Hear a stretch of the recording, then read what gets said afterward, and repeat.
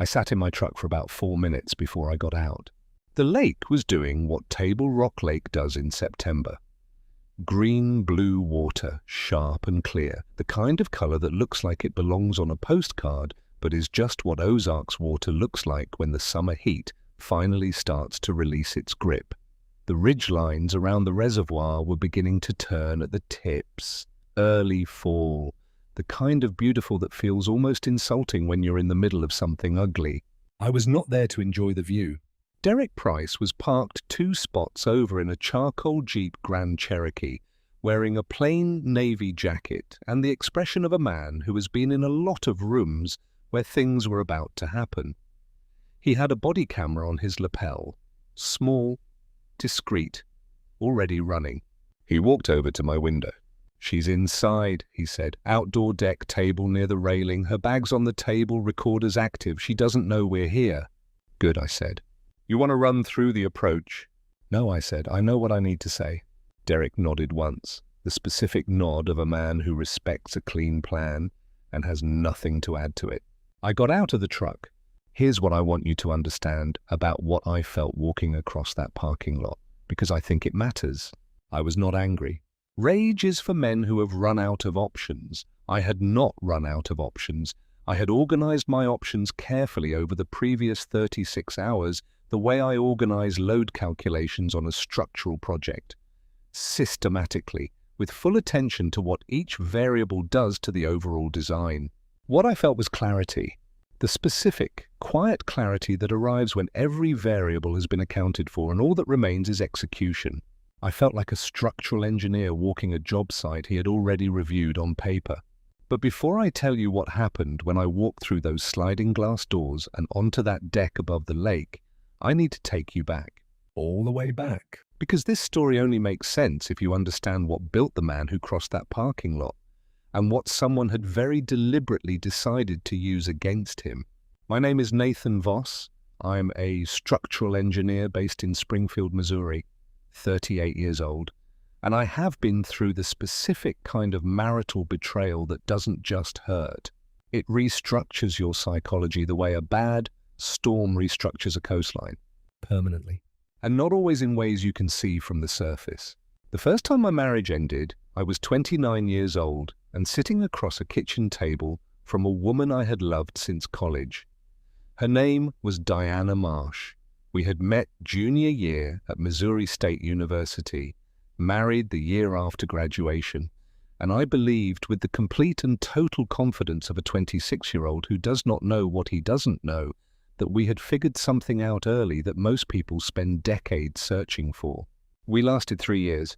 Diana left me for a man named Grant Holloway. Grant was 41. He owned 4 commercial real estate firms across southwest Missouri and had the kind of easy financial confidence that fills a room before the man physically enters it. He wasn't a villain, he wasn't cruel, he was simply richer than me. Substantially, visibly, in ways that mattered to Diana, in ways she had never fully told me they mattered. She didn't apologize. That was the part that left the deepest mark. She sat across from me at our kitchen table in our apartment on National Avenue, and she looked at me with what I can only describe as genuine affection, which was somehow worse than contempt would have been, and she said, "Nathan, I love you, I just need more than this." More than this. More than a 29-year-old engineer with a good mind and a small apartment and a future that hadn't fully arrived yet. I signed the divorce papers in the parking lot of Nora Henderson's law office on a Thursday afternoon in October. I sat in my truck afterward for 40 minutes, and I made a decision. I would rebuild. I would not be the man who couldn't hold his wife because someone with more money came along. I would become the kind of man that couldn't happen to. What I didn't understand then was that I hadn't made a plan to heal. I had made a plan to compensate. And those are 2 very different things that look almost identical from the outside. I spent my early 30s building the career, the reputation, the financial stability that I apparently needed in order to feel like I was sufficient. I made senior engineer by 32. I bought my house on Walnut Ridge Drive at 33, paid off my truck, kept a savings account that made me feel anchored to the ground. By any external measure, I was doing very well. And then I met Mara. I met Mara Farwell at a fundraising dinner for Riverside House, the domestic violence shelter here in Springfield, in the spring of 2018. I was there because a colleague had a spare ticket and had worn me down over 3 days of lunch conversations. Mara was there because she had been volunteering with the organization for 2 years, running pro bono therapy sessions with shelter residents on Tuesday afternoons. Because that is the kind of woman Mara Farwell was. She was standing near the bar when I first noticed her. She was arguing, politely but with absolute precision, with a city councilman about the shelter's annual funding allocation. And she was winning. She didn't appear to notice or particularly care that the councilman was 25 years her senior and significantly outranked her in every formal sense. She was dismantling his counter-arguments with the pleasant composure of someone who knows they're correct and has decided not to make it embarrassing for anyone. I stood 8 feet away and watched for about 90 seconds. I thought, that woman is going to be a lot of work and completely worth it. I was right on both counts. We dated for 2 years, a deliberate pace, because I told Mara in the first month that I had been through a divorce and I needed to move at a speed I could trust. She didn't flinch. She said, "That's fine. I'm not in a hurry. I want to do this right." And she meant it. That was the thing about Mara. She meant what she said, and she said what she meant, which sounds obvious until you've spent enough time around people for whom the gap between those two things is where everything goes wrong. We married in June 2020. Small ceremony, outdoor, West Springfield, because Mara had no patience for anything that required a seating chart more complicated than necessary.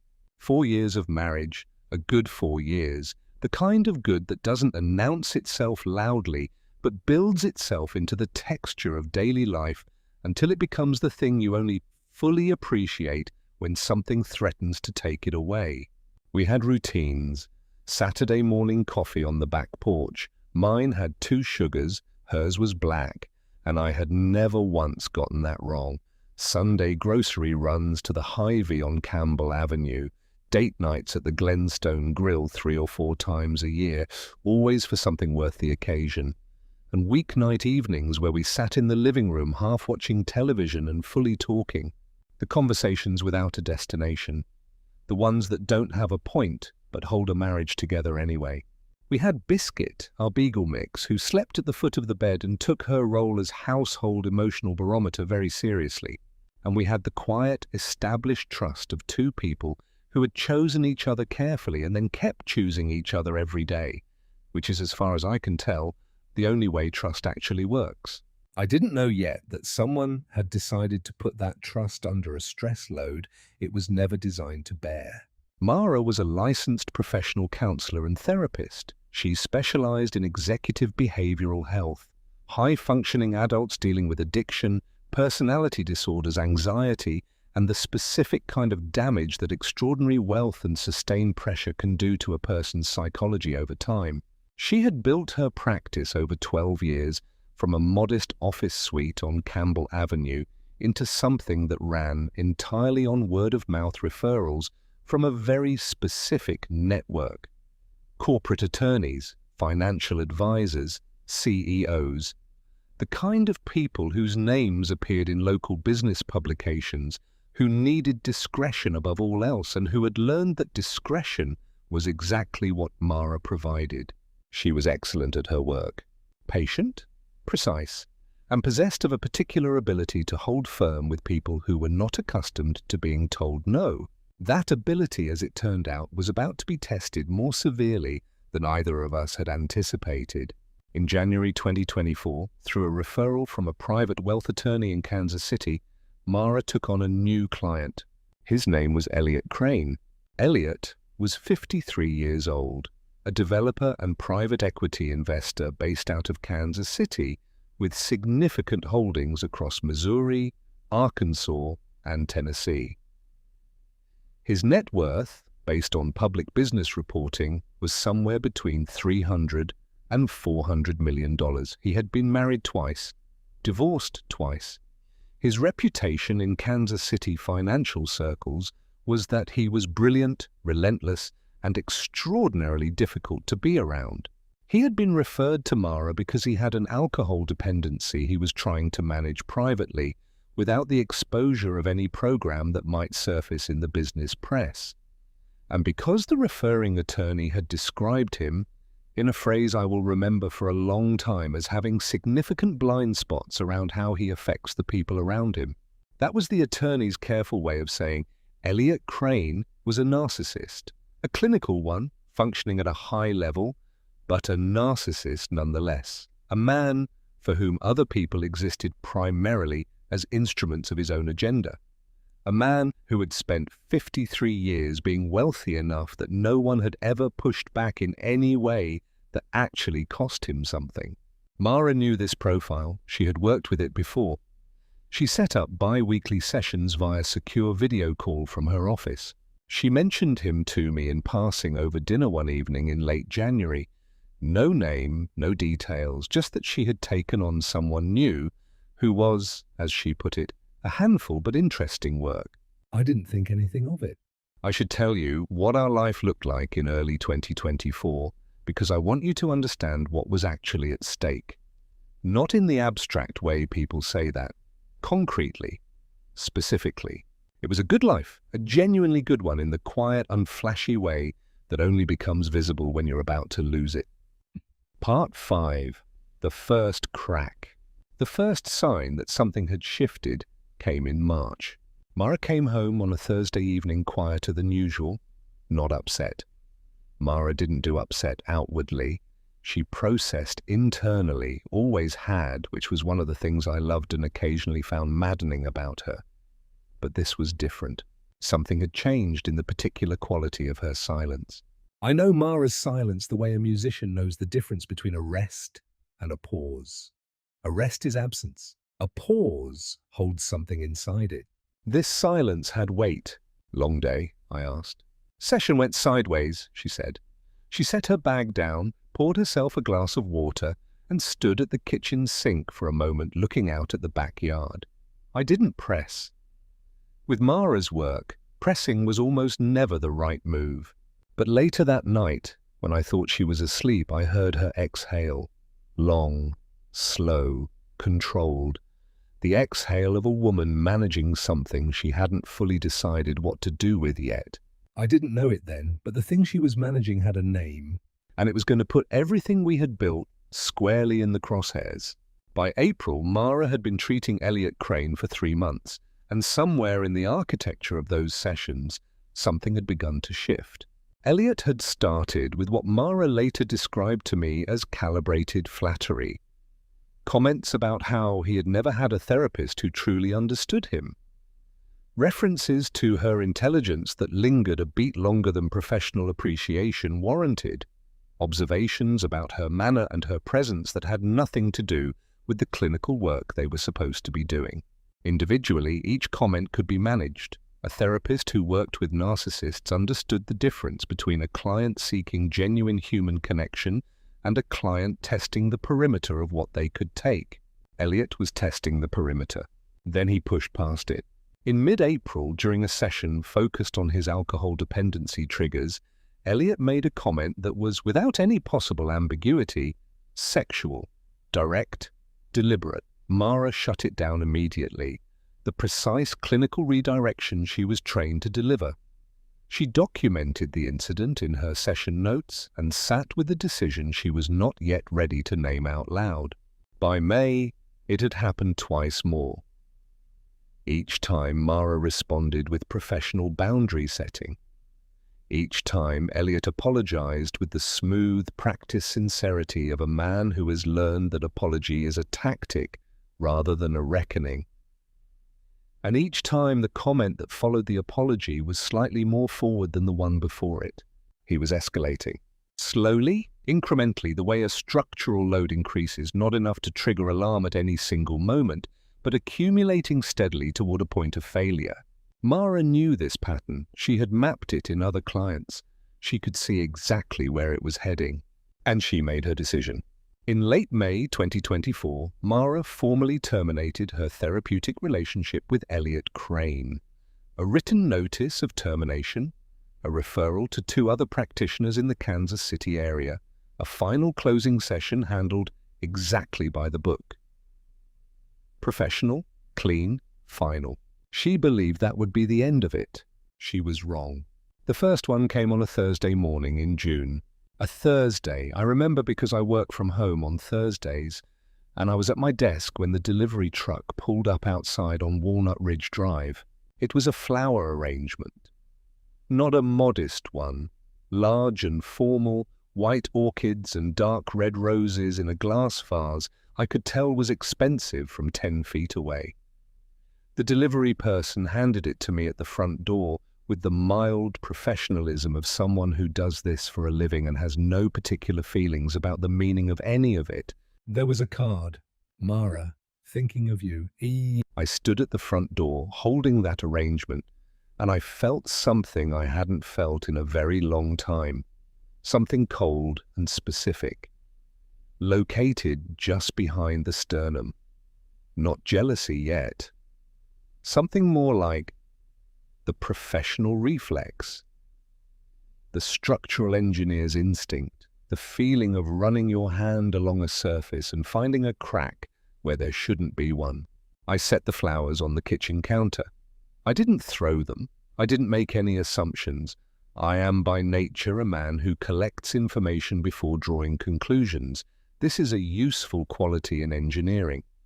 In marriage, it means you sometimes hold things quietly when you should be asking out loud. When Mara came home that evening, I nodded toward the arrangement. "Someone named E thinks of you," I said. Neutral, flat, fact-based. Mara went very still for a fraction of a second. So brief that if I hadn't known her for 6 years, I would have missed it entirely. Then she said, "A former client. I terminated his sessions last month. He's apparently having difficulty accepting that." "Former client," I said. "I'll handle it," she said. I believed her, because Mara Voss handles things. That is who she is.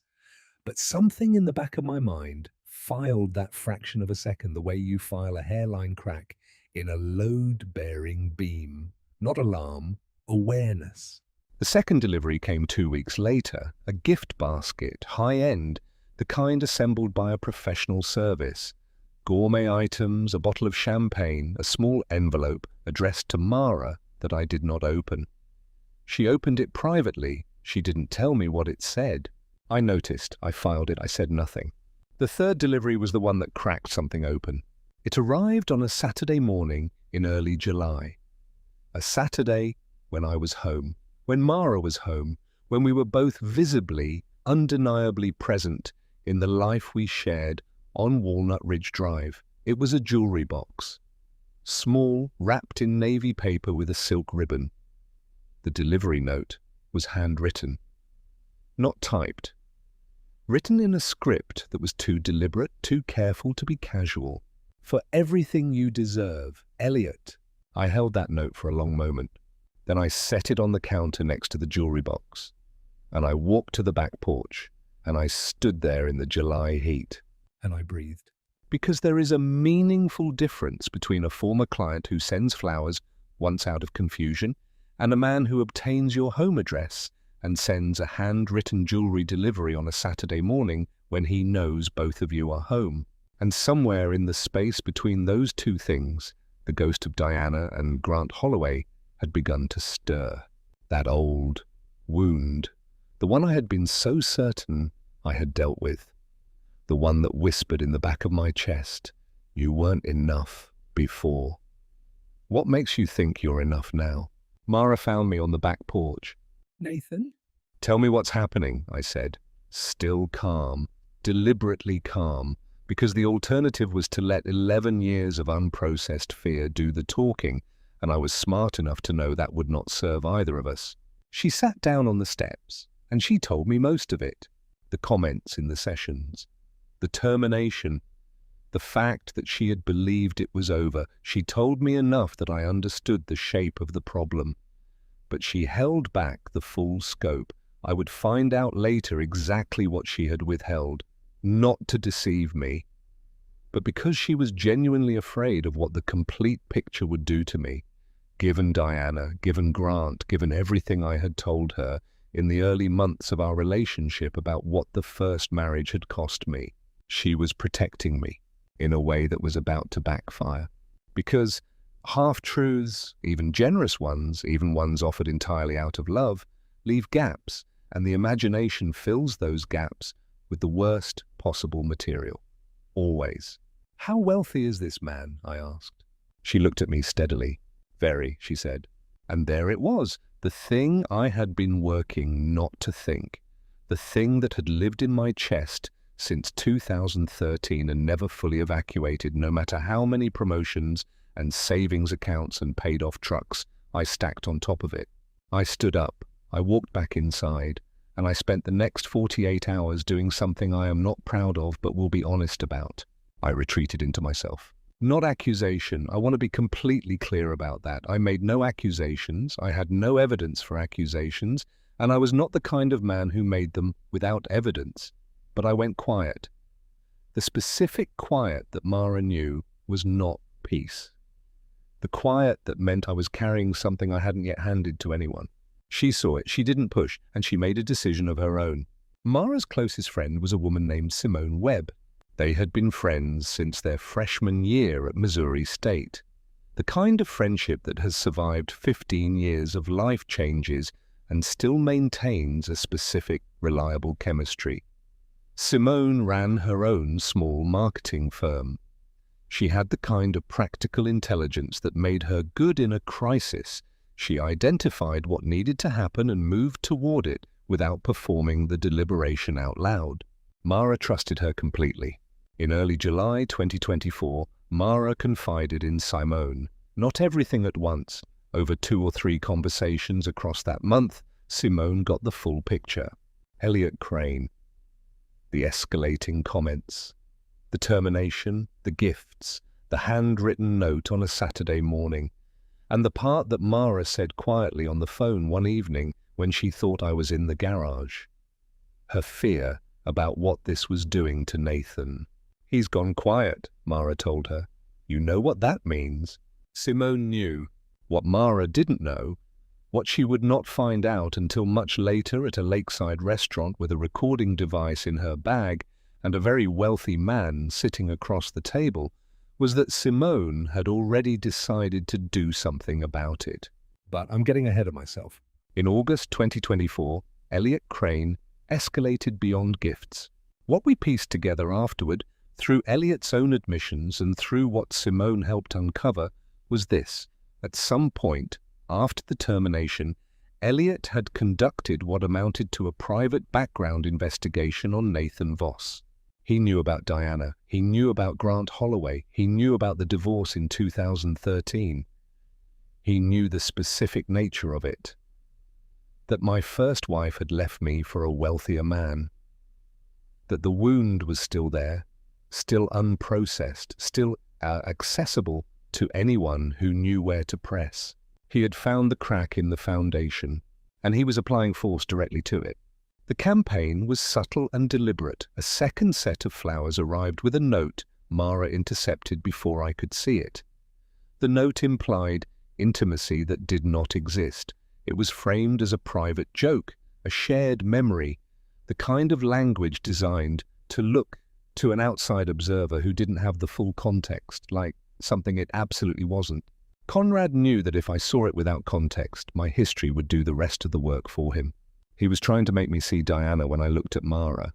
And in August, in the particular silence of our house, in the quiet retreat I had constructed around myself, he was slowly succeeding. I didn't accuse Mara of anything. I made no accusations. But I had withdrawn. I was shorter in conversation. I slept with the careful distance of a man who is holding a question he is genuinely afraid to ask out loud. And Mara, who knew exactly where that withdrawal came from and exactly who had engineered it, was watching her marriage cool from the outside and feeling the specific helplessness of someone who has all the evidence and none of the right format to present it. She needed Elliot on record, not as his therapist. That relationship was over. The protections of that role no longer applied. as a private individual confronting a man who had decided to harass her. Under Missouri law, a person may record a conversation to which they are a party without obtaining the consent of the other party. Mara knew this. She is not a woman who makes moves without knowing the legal ground she's standing on. Her plan was clean. She would contact Elliot, agree to meet him in person, framing it as a conversation about his conduct. She knew Elliot's ego would translate that invitation as an opening. She would lead him through the conversation, get him talking, get him to admit what he had done. His narcissism would do the heavy lifting. Elliot Crane was not a man accustomed to being told he had done something wrong, and Mara knew from months of sessions exactly how he would respond when he felt he was in control. She would get the confession on tape. She would bring it home, and she would show me that nothing had happened. That the man trying to wreck our marriage was not a rival. He was a predator. And that the only thing standing between his plan and its failure was Mara herself. The location she chose was the Lakeside Bar and Grill, a well-regarded waterfront restaurant near Branson on Table Rock Lake. A place Elliot had mentioned during sessions as somewhere he liked to conduct informal business. She told him she wanted somewhere neutral and private. Elliot, whose ego reliably translated "meet me privately" into confirmation of his own narrative, agreed without hesitation. She told Simone the full plan. She told me she was going on a quick overnight trip with Simone. A break. Some air. Nothing elaborate. She did not tell me the real plan because she did not want me anywhere near Elliot Crane until she had what she needed. She was protecting me. Again. And again, it did not go quite the way she planned. What Mara didn't know was that Simone, somewhere between hearing the full plan and the morning of the trip, had made a phone call. Simone called me on a Tuesday morning in mid-September 2024. I was at my office reviewing structural drawings for a commercial build on the south side of Springfield. My assistant, Carla, had put the usual coffee on my desk. Everything looked completely ordinary. "Nathan," Simone said when I answered, "I need you to listen carefully and not make a single decision until I'm finished." I leaned back in my chair. "That's a very specific opening, Simone." "Yes," she said. "It is, because what I'm about to tell you requires a man who can hear the whole thing before he reacts. Can you do that?" "Tell me," I said. She told me everything Mara had told her, not the partial version Mara had shared with me. All of it. The full escalation inside the sessions, the specific content of the inappropriate comments Elliot had made, the background investigation he had conducted on me, the deliberate construction of those gift notes to exploit what he knew about my history. Diana. Grant Holloway. The specific wound. The fact that Mara had been shielding me from the full scope of it, because she knew what even the shadow of this situation could do to me. I sat at my desk and I listened. And the listening was the hardest thing I had done in years. Because every sentence was simultaneously a revelation and a reckoning. A revelation about how far Elliot had gone, and a reckoning with the fact that I had gone quiet instead of asking out loud, that I had retreated into my shell instead of asking Mara directly, and in doing so had handed this man exactly the damage he had been aiming for. I sat with that for a moment. "She's going to the lake tomorrow," Simone said. "She doesn't want you there. She doesn't want you anywhere near him until she has the recording. But Nathan, I've been thinking about this all week, and I think she's wrong about that part." "Why?" I said. My voice was level. I was focusing very hard on keeping it that way.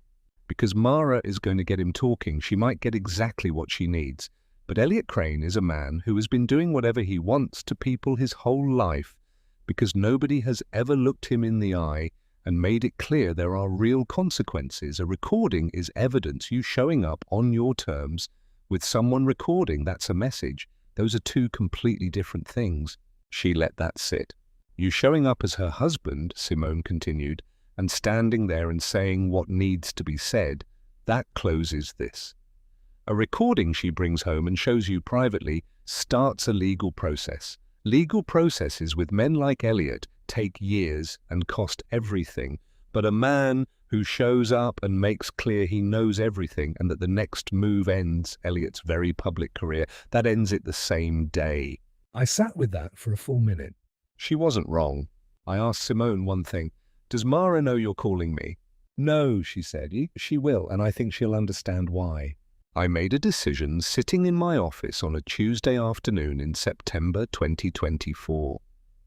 The same kind of decision I'd made 11 years earlier in the parking lot of a law office on Boonville Avenue. Except this time was different. The first time I was making a decision about how to survive something. This time, I was making a decision about refusing to let someone take what was mine. Not because of pride, not because of the ghost of Diana and Grant Holloway, because Mara Voss was my wife, and someone had found my specific wound, the one I had carried for 11 years without properly closing, and had decided to use it as a weapon. And I was finished letting it sit unhealed in the dark where people with resources and the willingness to look could find it and exploit it. I called Derek Price, former college roommate, private security consultant. I told him what I needed. He said he'd be there. Wednesday, September 11th, 2024. I drove to Table Rock Lake. Some things cannot be fully engineered in advance.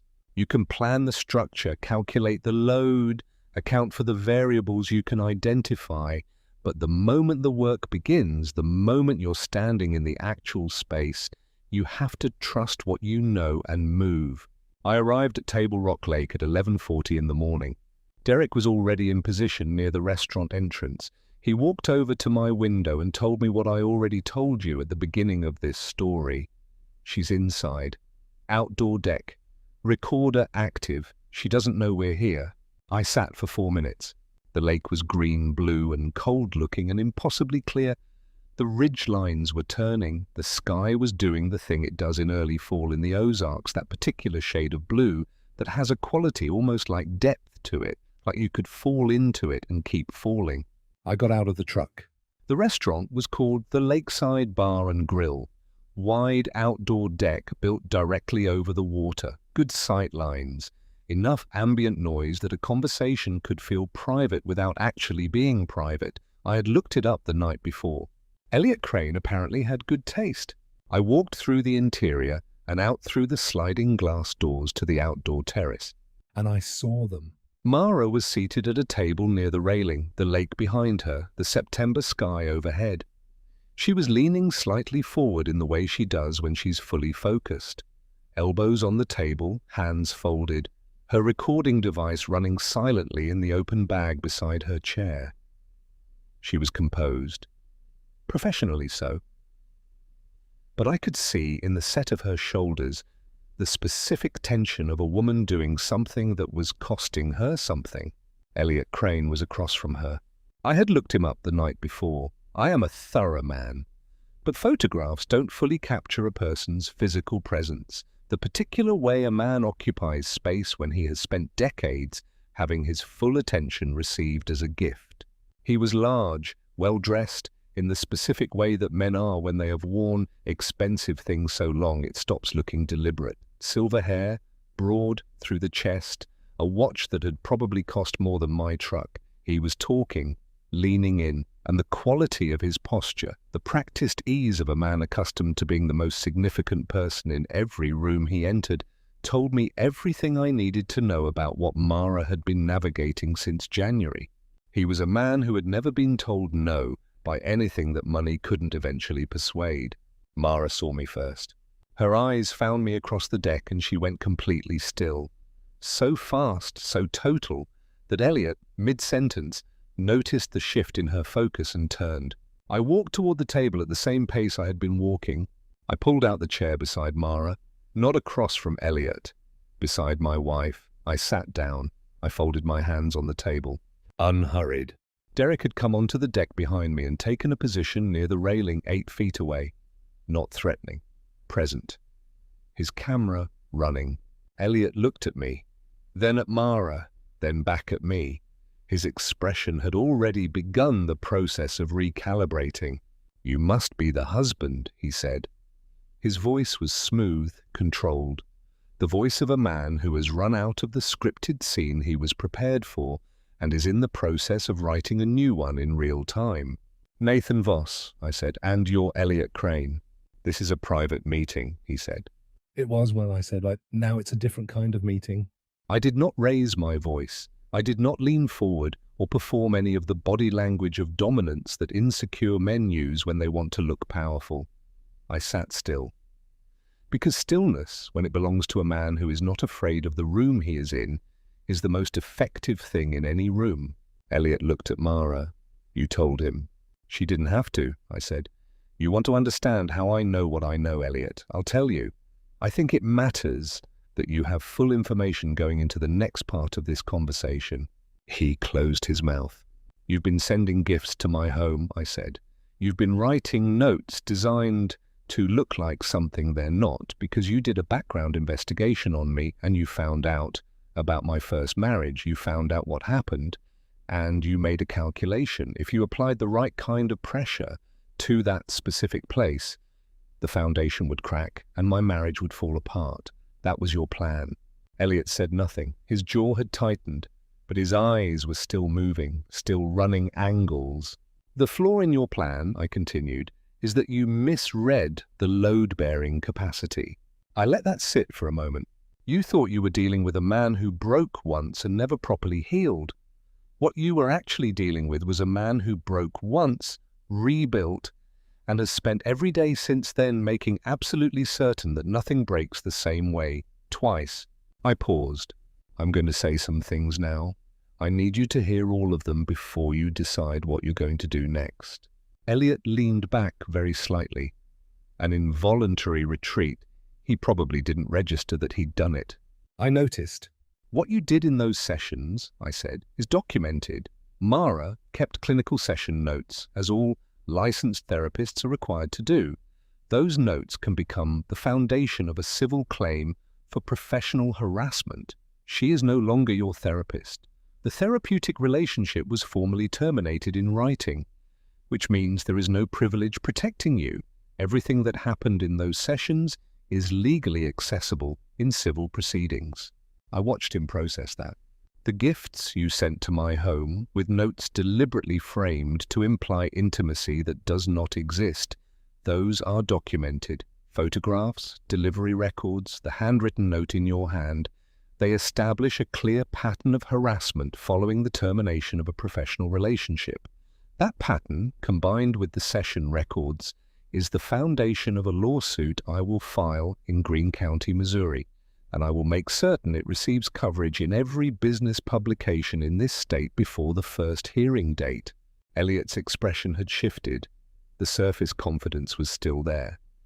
Men like Elliot don't lose it entirely. It has been their armor too long. But underneath it, something had recalculated. Something had recognized an obstacle it was not certain it could move. "And the background investigation you conducted on me personally," I added, "specifically to identify and exploit psychological vulnerabilities for the purpose of destabilizing my marriage, that is something I have already discussed with an attorney.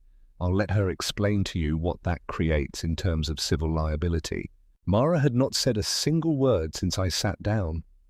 She was beside me, and I could feel the quality of her stillness. Not the stillness of a woman who was frozen. The stillness of a woman who was watching something unfold that she had not expected and did not yet know how to fully hold. I had one more thing to say. "Elliot," I said. I used his first name. Deliberately, evenly. The way you use someone's name when you want them to understand you are seeing them without any filters between you. I know what you are. I've been briefed thoroughly. I understand how men with your particular profile operate when they don't get what they want. I'm not angry at you. I don't have the energy for anger toward men like you." I leaned forward, just slightly, just enough to close the distance by a few inches. "But I need you to hear this as clearly as I can possibly say it. My wife is not available to you. My marriage is not a structure you can dismantle. And if you send one more item to my home, make one more attempt to contact Mara, or use anyone as a proxy to reach either of us, I will spend whatever it takes for as long as it takes to make absolutely certain that every person in your professional and personal life knows exactly what you are. I sat back, not because I'm vindictive, because you will have made it necessary. The deck was quiet. The lake moved behind Mara's shoulder. A boat passed somewhere in the middle distance, slow and far away. The sky was doing its September thing, the kind of beautiful that holds its position regardless of what's happening underneath it. Elliot looked at me for a long moment. The calculation was still running behind his eyes.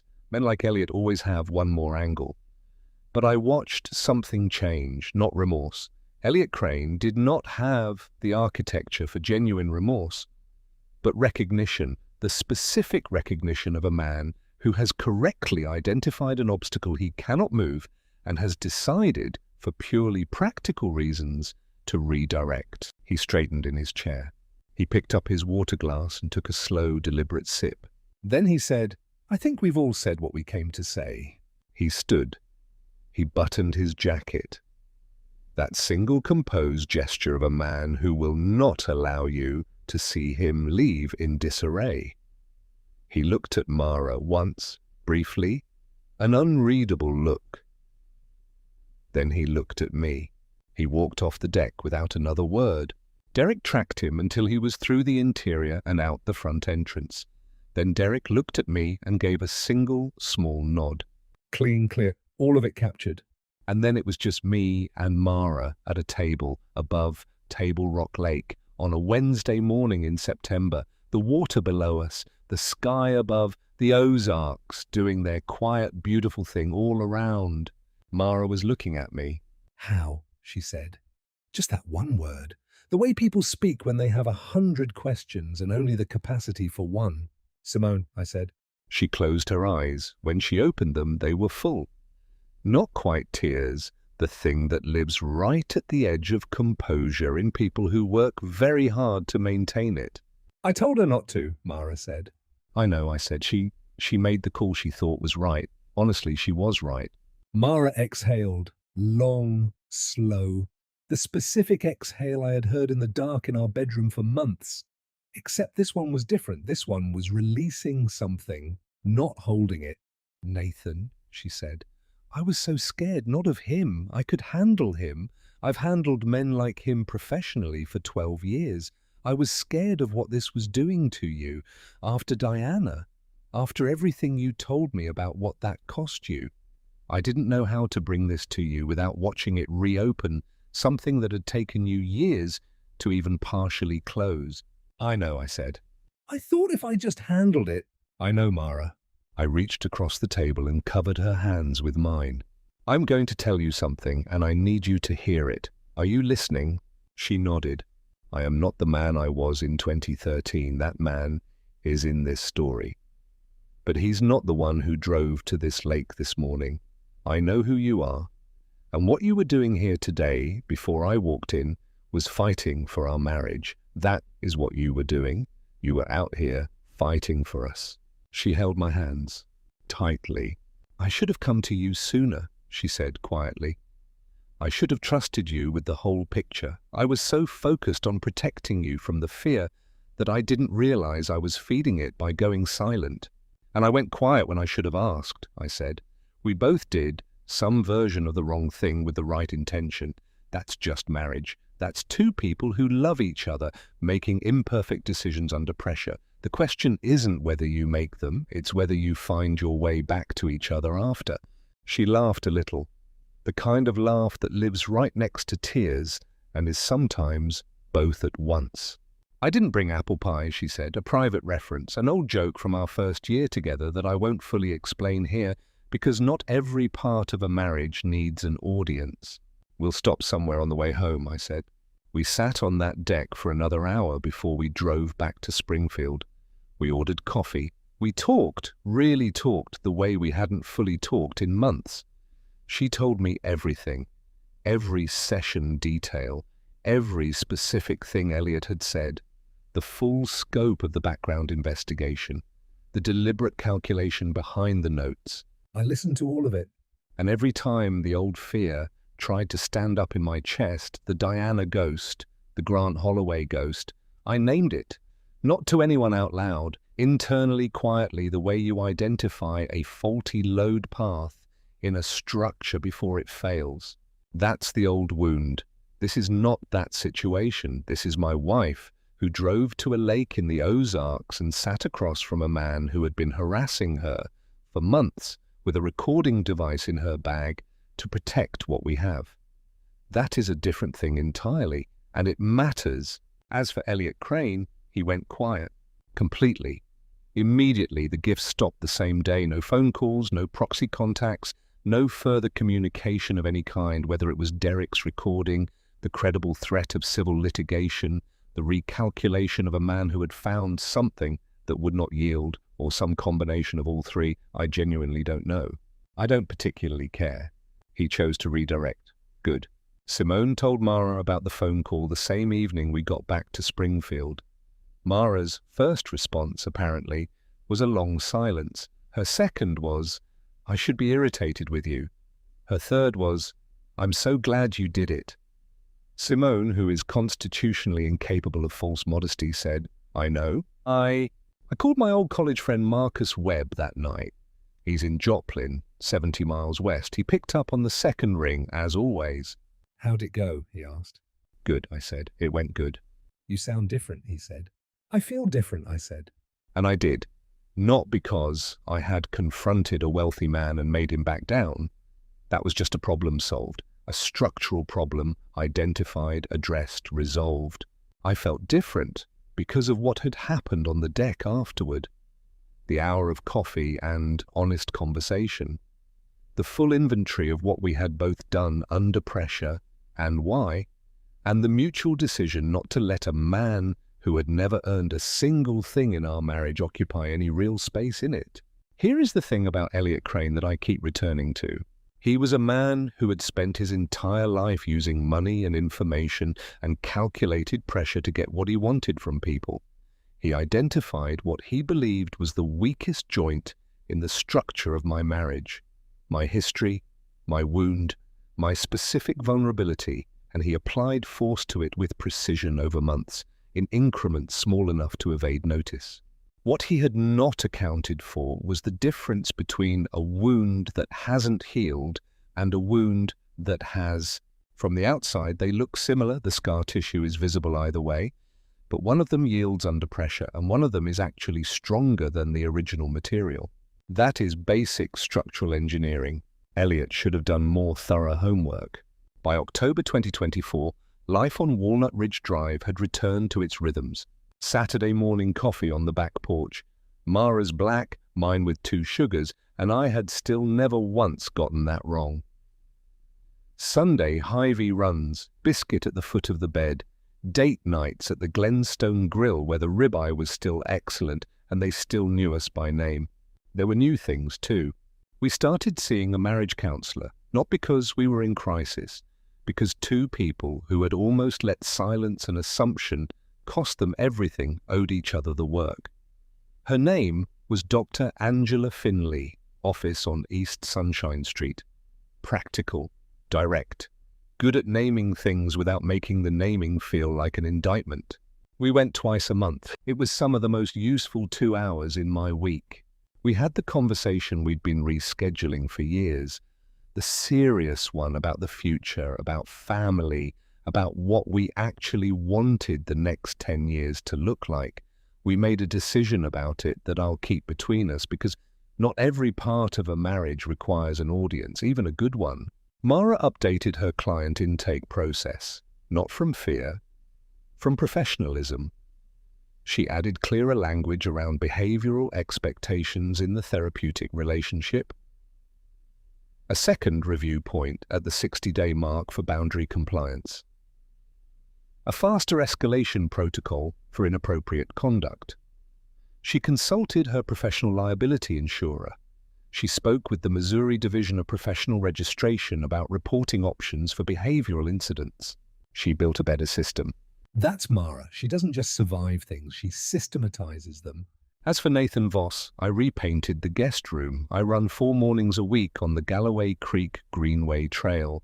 I make ribs on Saturday afternoons because I'm good at it and the house smells like something worth coming home to. And I keep the back porch in good condition. I refinished the porch swing last spring. Dark walnut stain, 2 coats, let it cure for a full week before we sat on it again. Mara says it looks better than it ever has. I think she's right. Some structures, when you maintain them properly, don't just hold. They improve. Before you go, I want to ask you something. You just spent this whole story with a man who carried a wound for 11 years without ever fully closing it, who let someone else's money and someone else's agenda get inside his head and start doing damage before he caught it. Have you ever been in that position where the past got used against you before you even realized it was a weapon? Tell me in the comments. I read every single one and I want to know where this story landed for you. Here's my question for you and I want a real answer in the comments. At what point in Nathan's story did you stop feeling sorry for him and start rooting for him instead? Was it the parking lot, the phone call with Simone? The moment he pulled that chair beside Mara instead of across from Elliot? Because I think that shift is the whole point of the story. Tell me exactly where it happened for you, and if you've ever had someone use your past against you the way Elliot used Nathan's, I want to hear that too. You don't have to share everything, just enough to know you're not carrying it alone. Subscribe so you don't miss the next story in this series, and share this with someone who needs to hear that a scar can be stronger than the original.